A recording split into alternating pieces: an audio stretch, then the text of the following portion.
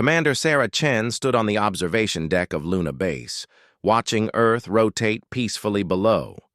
The blue marble looked so serene, so untouched by the violence that plagued the galaxy beyond.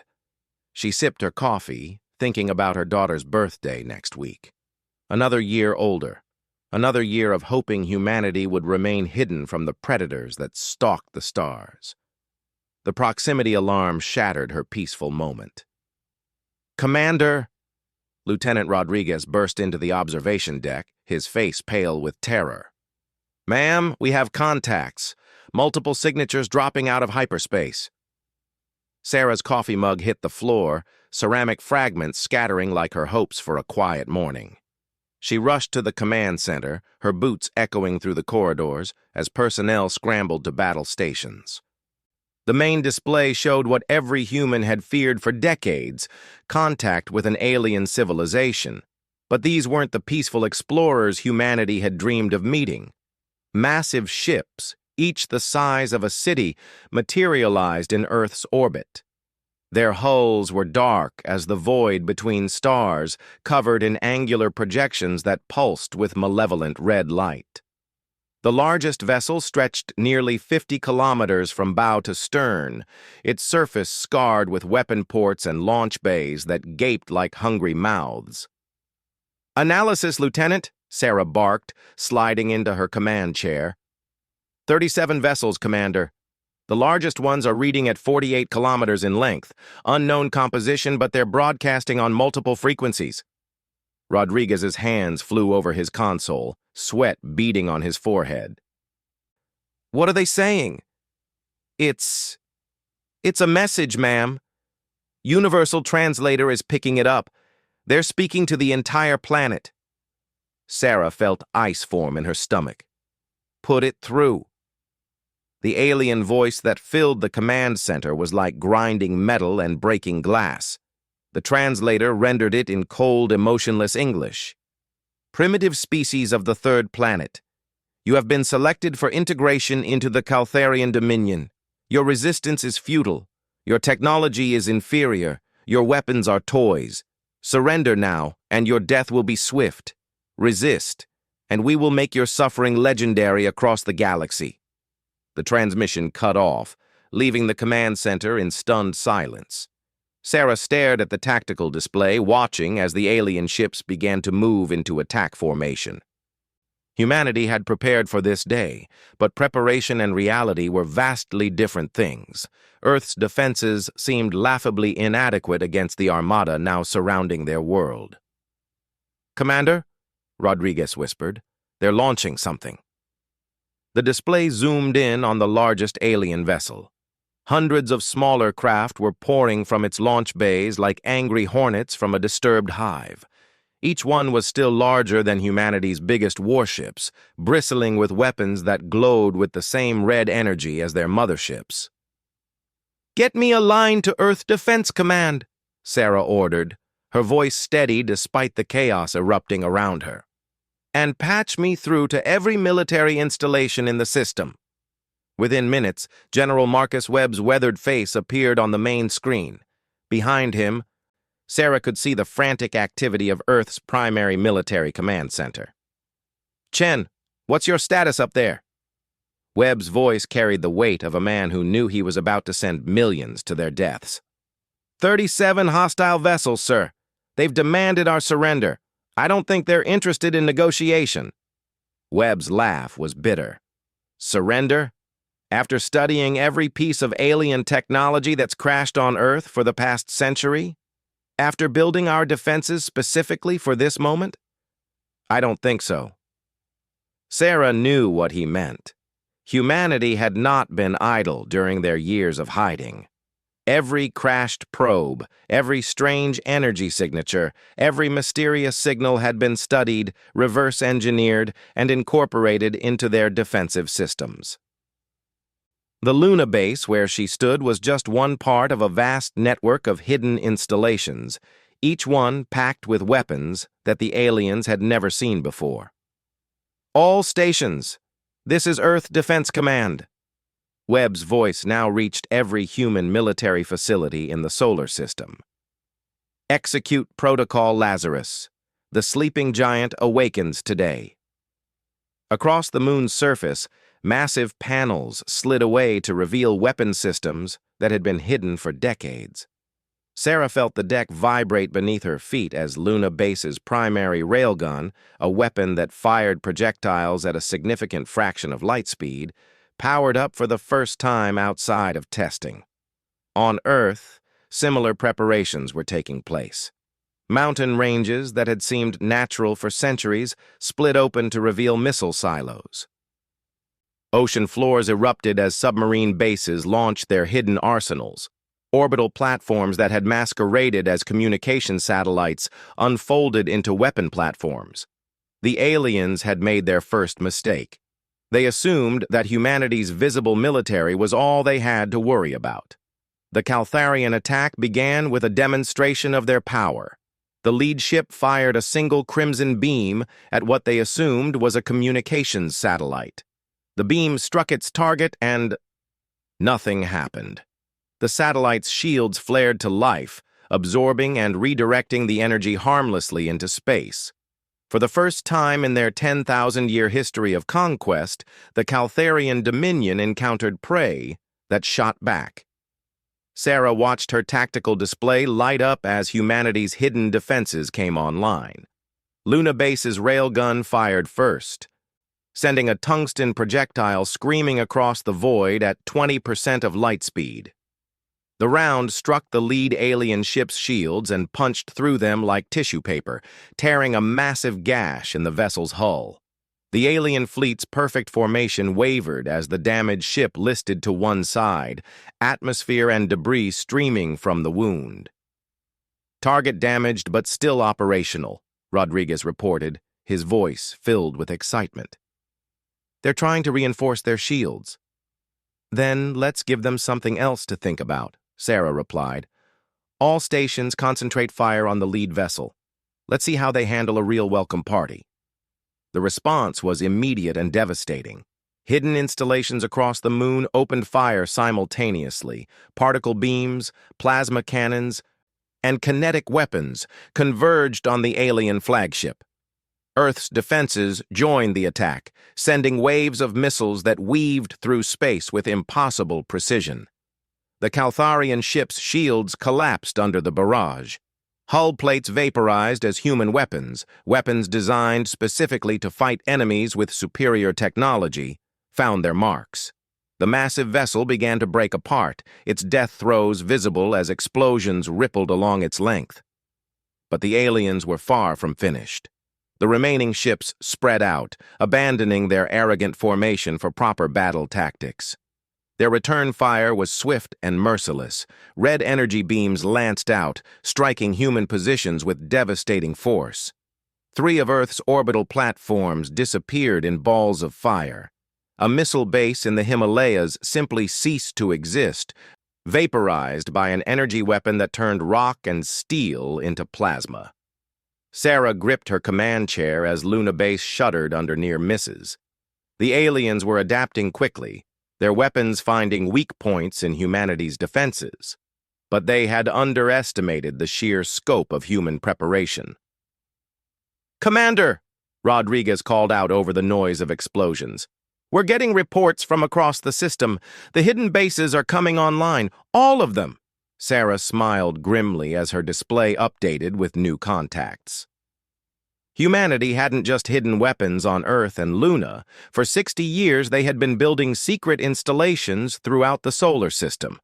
Asteroids that weren't asteroids, comets with fusion reactors at their cores, mining stations that were actually fortress complexes.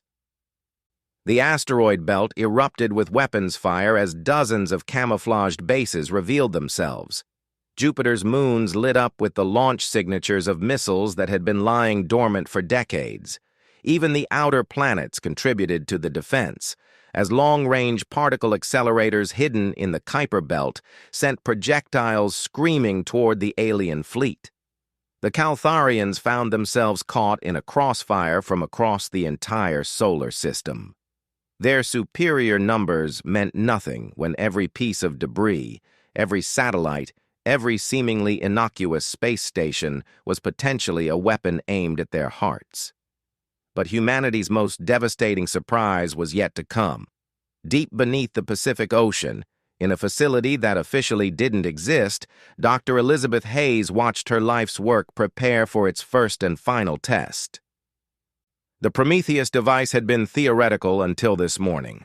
Now, with alien ships burning in Earth's orbit, it represented humanity's best hope for survival. "All systems green," her assistant reported. "Quantum cascade is stable. We're ready to initiate." Hayes took a deep breath and entered her authorization code. Across the solar system, every human ship, every station, every weapon platform received the same signal. A simple message that would change the course of the battle. Prometheus is active. All units execute Burning Sky Protocol. What happened next would haunt Caltharian nightmares for generations to come. Every human weapon that had been firing conventional rounds suddenly switched to a new type of ammunition. Rounds that carried a small piece of the Prometheus device's technology, a weapon that didn't just destroy matter, but convinced it to stop existing in an orderly fashion. The first Prometheus round struck a Caltharian destroyer amidships. Instead of an explosion, the ship simply began to unravel. Molecular bonds dissolved in a spreading wave that ate through armor, hull, and crew with equal indifference. The vessel folded in on itself and vanished, leaving only empty space where it had been. The alien fleet watched in horror as ship after ship succumbed to this impossible weapon. Their shields were useless. Their armor meant nothing. Their superior technology could not comprehend, much less counter, a weapon that attacked the fundamental nature of reality itself. For the first time in their species' history, the Caltharians felt fear. Admiral Vorth Ka, commander of the invasion fleet, stared at his tactical display in disbelief. In less than an hour, he had lost 16 ships to creatures that should have been easy prey. These humans fought with a ferocity and cunning that defied everything the Dominion knew about primitive species. "Order all ships to withdraw to maximum engagement range," he commanded, his voice shaking with rage and fear.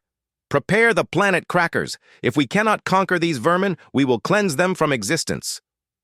The surviving Caltharian ships began to pull back, their massive weapons charging for a bombardment that would reduce Earth to molten slag. It was a tactic they had used on 100 worlds, the final solution for species too stubborn to accept their place in the Dominion.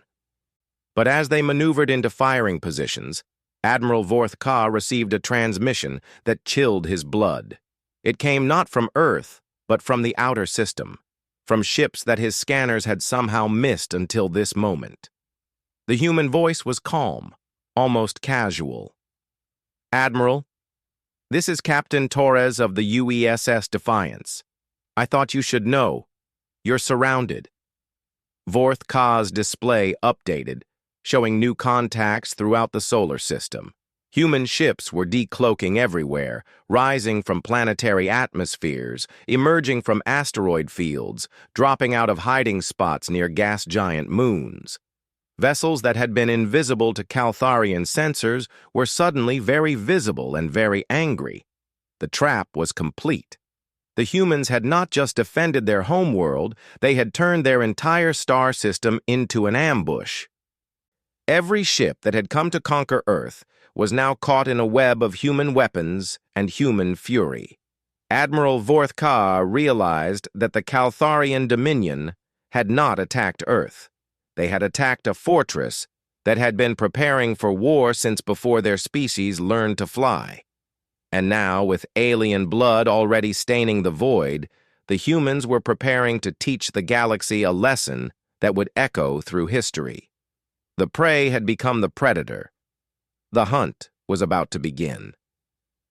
Captain Maria Torres stood on the bridge of the UESS Defiance, watching the alien fleet scramble to reorganize their formation. Her ship had been hiding behind Titan for 3 days, waiting for this exact moment. Around Saturn's largest moon, a dozen other human vessels decloaked. their hulls gleaming with weapons that had never been tested in real combat until today.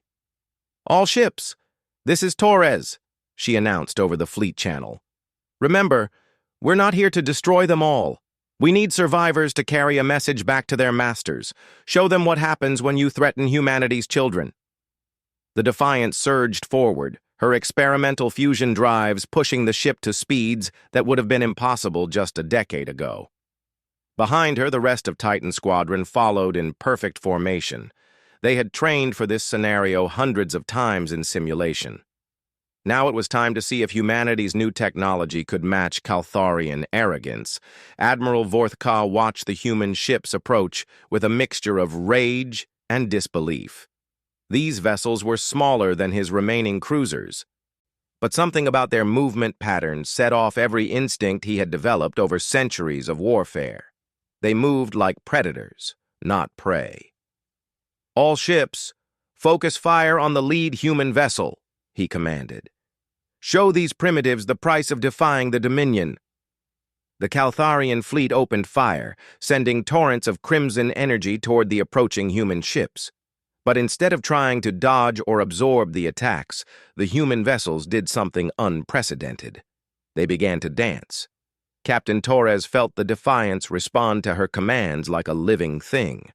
The ship twisted and rolled through three-dimensional space, its advanced maneuvering thrusters allowing it to perform moves that defied traditional space combat doctrine.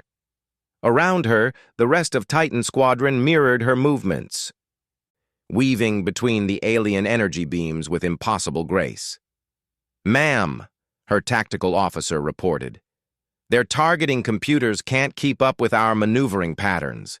They're designed for conventional ship movements." Torres smiled grimly. "Then let's show them what unconventional looks like. All ships, execute pattern Omega. Time to introduce them to human creativity." The human ships suddenly scattered, each one taking a different attack vector toward the alien fleet. They moved in spirals, loops, and impossible curves that would have liquefied any crew not protected by humanity's new inertial dampening technology. The Caltharian weapons, designed to fight enemies who moved in predictable patterns, could barely track the human vessels. But the humans weren't just dodging, they were hunting. The Defiance rolled underneath a Caltharian destroyer, her belly guns firing bursts of Prometheus rounds into the alien ship's vulnerable underside. The destroyer's hull began to dissolve, molecular bonds failing as the impossible ammunition did its work. The ship folded in on itself and disappeared, leaving only a faint distortion in space. Around the battle zone, similar scenes played out as human ships used their superior maneuverability to attack from unexpected angles. The Caltharians, who had conquered 1,000 worlds, found themselves outmatched by an enemy that fought like no other species they had encountered. "Sir," Lieutenant Rodriguez reported from Luna Base, "we're getting communications intercepts from the alien fleet. They're requesting reinforcements." Commander Chen nodded, watching the tactical display as more alien ships fell to human weapons. "Good. Let them call for help. The more ships they bring, the more we can destroy." But Chen knew that humanity's advantages wouldn't last forever. The Caltharians were adapting, learning to counter human tactics. Some of their ships had begun to move in more random patterns, making them harder to target. Others had formed defensive clusters, using overlapping shields to protect each other. The real test was about to begin. Deep in the asteroid belt, Colonel Jack Harrison watched the main battle from the command center of Fortress Series. His installation was one of humanity's best-kept secrets, an entire asteroid converted into a mobile weapons platform.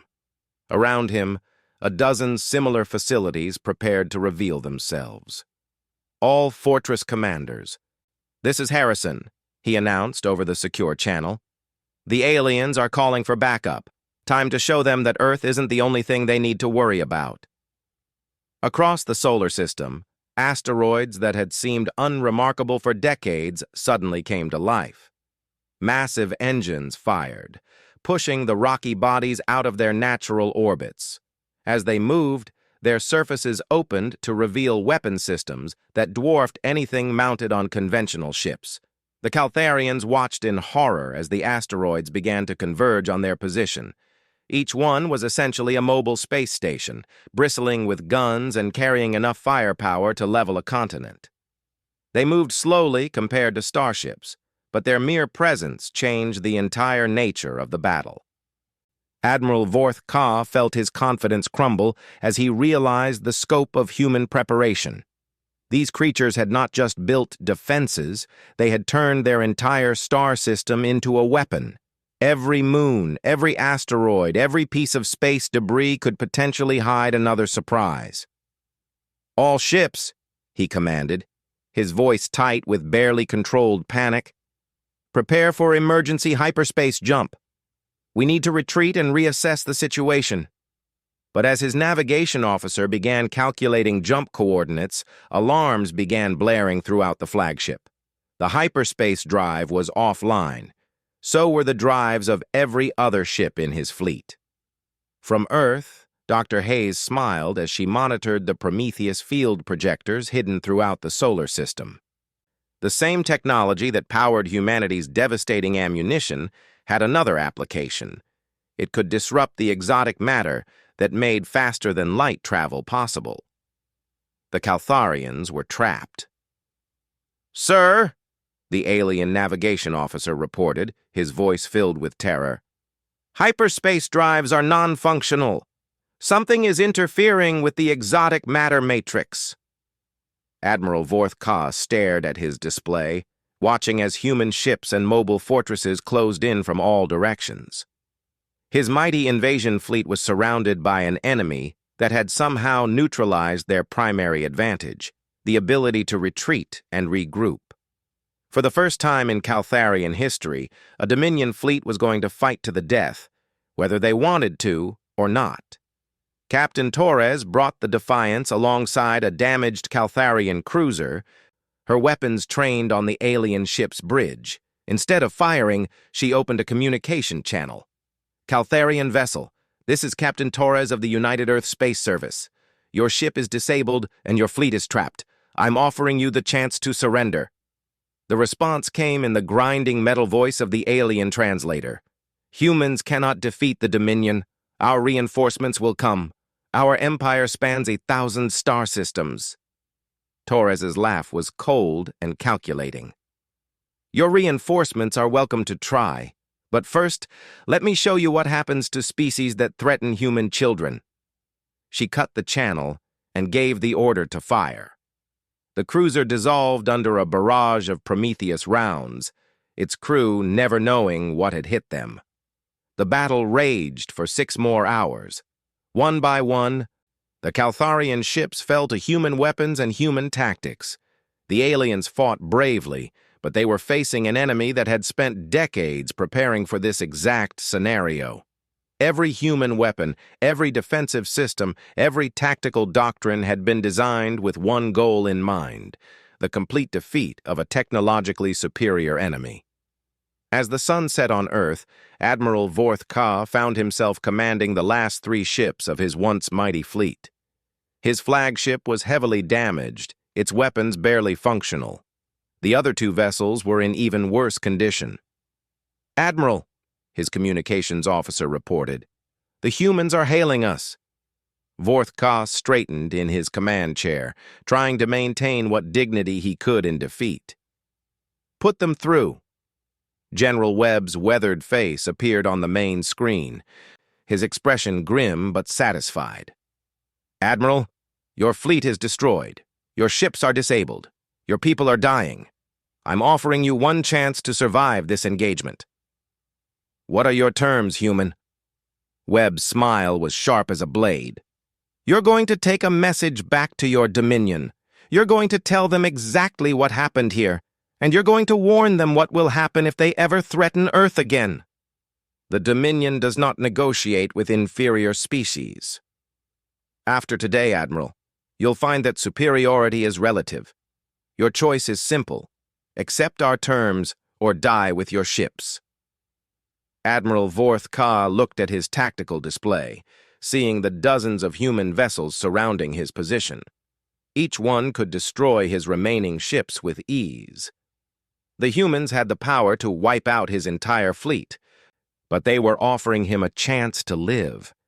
It was an offer no Caltharian commander had ever received before. "What is your message, human?" General Webb leaned forward, his eyes cold as winter. "Tell your masters that Earth is under human protection. Tell them that we have weapons they cannot comprehend and tactics they cannot counter. Tell them that we turned their invasion fleet into scrap metal in less than a day." He paused, letting his words sink in. "And tell them that if they come back, we won't be satisfied with just defending our home. We'll come for theirs." The transmission ended, leaving Admiral Vorth-Ka staring at a blank screen. Around him, his bridge crew worked frantically to keep their dying ship functional. In the distance, human vessels maintained their positions, ready to finish the job if the Caltharians made the wrong choice. For the first time in 10,000 years, a species had defeated the Caltharian Dominion in open combat. More than that, they had made it look easy. The implications would shake the foundation of the galactic order. As the last Caltharian ships limped away from Earth's solar system, their hulls scarred by human weapons and their crews haunted by human tactics, they carried with them a message that would change the galaxy forever. Humanity was no longer hiding. The sleeping giant had awakened, and it was very, very angry. But the Caltharians didn't know the worst part yet. As their damaged ships struggled toward the edge of the solar system, human engineers were already analyzing the alien technology left behind on the battlefield. Dr. B. Hayes and her team had recovered enough exotic matter to reverse engineer Caltharian faster-than-light drives. Humanity was about to become mobile. The age of human expansion was about to begin, and the galaxy would never be the same. 3 months after the Battle of Earth, Admiral Vorth-Ka stood before the High Council of the Caltharian Dominion, his uniform bearing the scars of humanity's devastating counterattack. The Grand Chamber on Calthar Prime had witnessed the submission of 1,000 species over 10 millennia. Today it would hear something unprecedented, a report of total defeat. The 12 members of the High Council sat in their crystalline thrones, their elongated forms radiating the arrogance that had made the Dominion masters of the galaxy. High Executor Zarth Mon, eldest of the Council, leaned forward with eyes like black diamonds. "Admiral Vorth-Ka," Zarthmon's voice echoed through the chamber like breaking glass.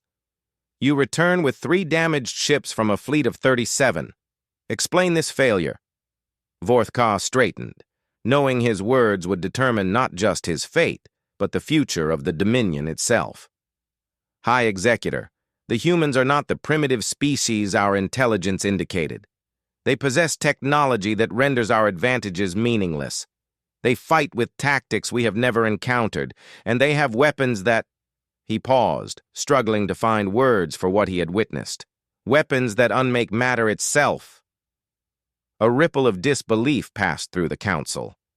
Counselor Yethra, youngest of the 12, spoke with obvious disdain. "You expect us to believe that a single world defeated our greatest fleet? A world without faster-than-light travel, without energy shields, without any of the technologies that define galactic civilization?" "I expect you to believe the evidence, Counselor," Vorth-Ka replied, activating a holographic display that filled the chamber with images from the battle. The council watched in stunned silence as human ships danced between their weapons, as asteroids revealed themselves to be mobile fortresses, as Dominion vessels simply ceased to exist under the touch of Prometheus rounds. High Executor Zarthmon studied the images with growing unease. "These weapons that unmake matter, how is such a thing possible?" "I do not know, High Executor. Our science division believes they have found a way to disrupt fundamental forces at the quantum level, but the implications go beyond mere weapons technology." Vorth-Ka activated another section of the display. They have reverse-engineered our hyperspace drives. Our fleeing ships detected massive energy signatures in the Sol system consistent with FTL engine construction. The humans are preparing to leave their star system. The chamber erupted in angry voices as the council grasped the meaning of his words. For 10,000 years, the Caltharian Dominion had been the unquestioned power in the galaxy because they controlled faster-than-light technology. Species that threatened them were simply cut off from interstellar travel, isolated on their homeworlds until they submitted or died. But if humanity had mastered FTL technology, if they could move between stars at will, then the entire foundation of Dominion power was at risk. Counselor Veth Ka, the military representative, slammed his fist against his throne. Then we strike them before they can spread. Mobilize the Grand Fleet. Gather every ship, every weapon, every soldier. We will burn their world to ash and scatter their atoms across the void. With what ships? Vorth Ka asked quietly. Counselor, they did not simply defeat my fleet. They studied it. Every weapon we used, every tactic we employed, every technological advantage we possessed, they found counters for all of it. They fight as if they have been preparing for us their entire existence. High Executor Zarth Mon raised his hand for silence. The chamber fell quiet as he processed the implications of the Admiral's report. When he spoke, his voice carried the weight of cosmic authority. Admiral, you spoke of a message. What exactly did these humans demand? They demand nothing, High Executor. They simply issued a warning. Earth is under human protection. Any species that threatens it will face the same fate as my fleet. And... Vorth Ka hesitated, knowing his next words bordered on treason. They promise that if we return, they will not be content to simply defend. They will come for us. The silence that followed was deafening.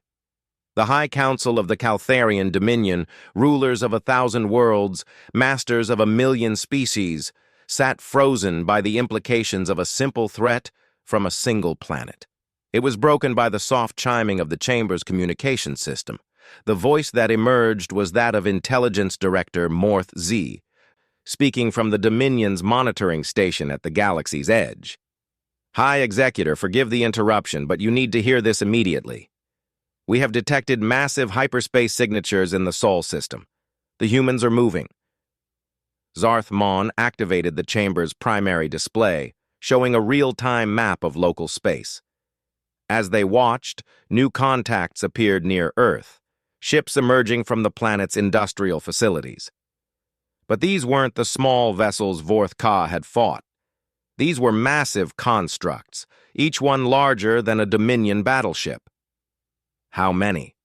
Zarth Mon asked, his voice tight with apprehension. 47 ships so far, High Executor. All appear to be heavily armed, and they're not staying in the Sol system. 3 of them just jumped to hyperspace. Trajectory analysis suggests they're heading for the outer colonies. The Council watched in horrified fascination as the display updated with new information. The human ships were moving with purpose, their destinations clearly planned in advance. They weren't exploring randomly. They knew exactly where they were going.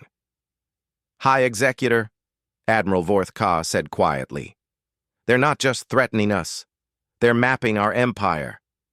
Before anyone could respond, alarms began blaring throughout the chamber. Emergency lights bathed the Council in crimson as Intelligence Director Morth Z's voice returned, now edged with panic. High Executor, we have human ships dropping out of hyperspace throughout the outer rim. They're not attacking, but they're scanning everything. Military installations, trade routes, planetary defenses. They're conducting detailed intelligence gathering on our entire frontier. Counselor Yethra leaped to his feet, his face contorted with rage. This is intolerable. They dare to spy on Dominion territory?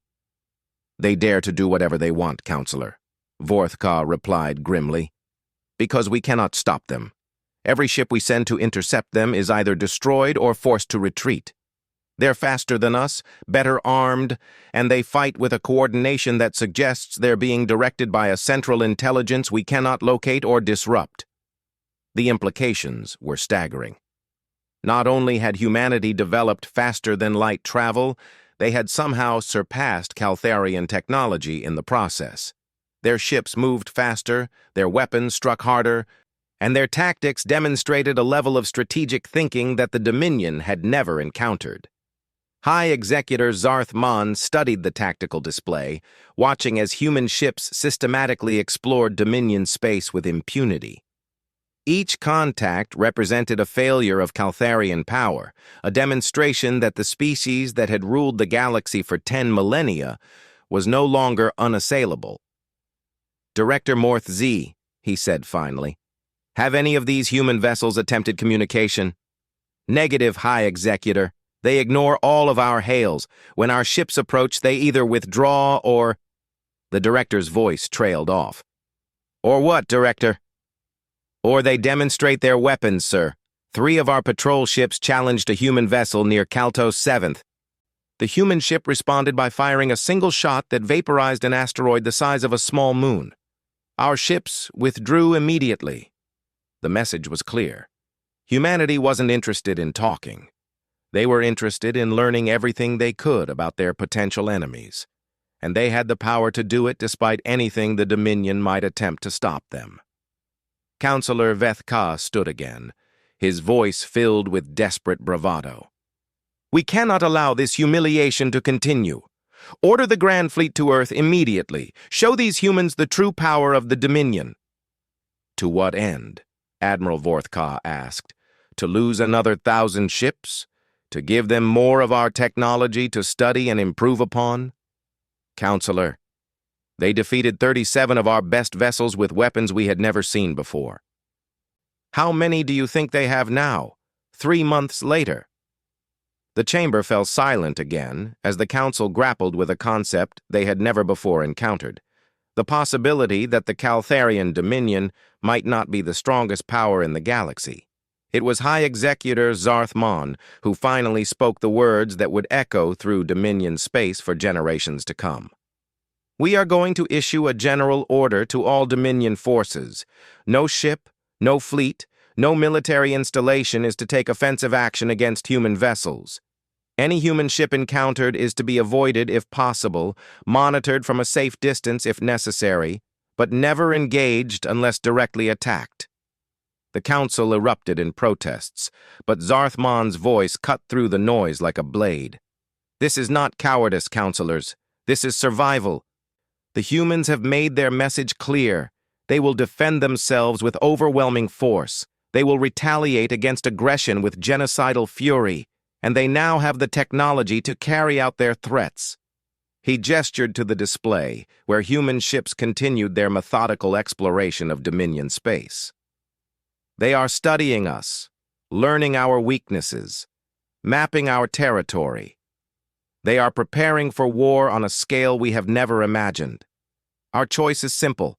We can give them a reason to use that preparation, or we can hope that their interest in us remains purely defensive." Admiral Vorth Ka nodded slowly. "High Executor, there is something else you should know. The humans who defeated my fleet, they fought like they enjoyed it. Not the grim necessity of survival, but the pure joy of battle. They have turned warfare into an art form, and we have become their canvas." The words hung in the air like a death sentence. The Caltharian Dominion, conquerors of 1,000 worlds, found themselves in the unprecedented position of being prey. They had awakened something that should have remained dormant, and now they faced the consequences of their arrogance. As the council session ended and the members dispersed to their various duties, one fact remained clear to all of them. The galaxy had changed forever. Humanity had announced itself not as a potential subject species, but as a rival power with the technology and will to challenge 10,000 years of Caltharian supremacy. In the depths of space, human ships continued their exploration, their sensors recording every detail of the empire that had thought to conquer Earth. They moved with the patience of predators, the precision of engineers, and the confidence of a species that had already proven its superiority in battle. The Dominion had struck Earth expecting easy conquest. Instead, they had awakened humanity's potential and given them a target for their newfound power. The hunters had become the hunted, and the galaxy would never be the same. Far from Earth, Captain Torres stood on the bridge of her flagship, watching Caltharian patrol ships flee from her approach. Around her, the stars held new meaning. They were no longer distant lights in the sky, but destinations to be reached, challenges to be overcome, and if necessary, enemies to be conquered. Humanity had learned that they were not alone in the universe. They had learned that there were species that would destroy them without hesitation if given the chance, and they had learned that they possessed the power to ensure such a chance would never come again. The age of human expansion had begun, and the galaxy trembled at the sound of their engines singing through the void.